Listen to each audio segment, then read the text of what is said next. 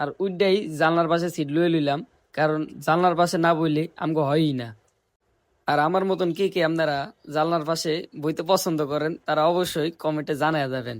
জানলার পাশে না বইলে মনে হয় যে বাসের মধ্যে বইছি না বইছি বুঝাই যায় না।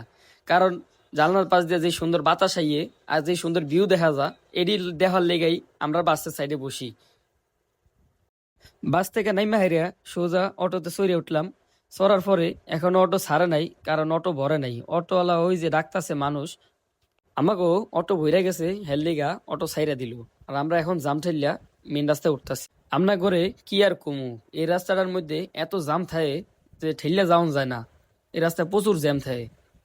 আমরা অনেক কষ্টের পর হাইওয়ে রোডে উঠে গেলাম। আর এদিকের যে সুন্দর দৃশ্যগুলা, এগুলো দেখলেই প্রচুর ভালো লাগে।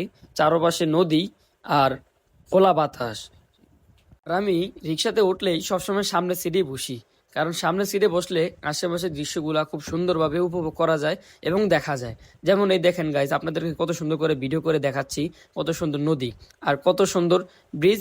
আর এখানে কোনো ঝামজট থাকে না, গাড়ি একবারে আরাম মতন চলে। আপনারা যারা ভিডিও এই পর্যন্ত দেখছেন তারা লাইক কমেন্ট সাবস্ক্রাইব করে দিবেন, আমি জানি আপনারা লাইক করেন। গ্রাম অঞ্চলের ভিতরে ঢুকিয়াও দেখি যে তেলের সিরিয়াল কমে নাই, যেন যাই হেনই তেলের সিরিয়াল। দেখি যে গাড়ি মনে হয় যে দীর্ঘ 2 কিলোমিটার দূরে খালি দাঁড়াই আছে। মেলা সিরিয়ালই আর শেষ হয় না।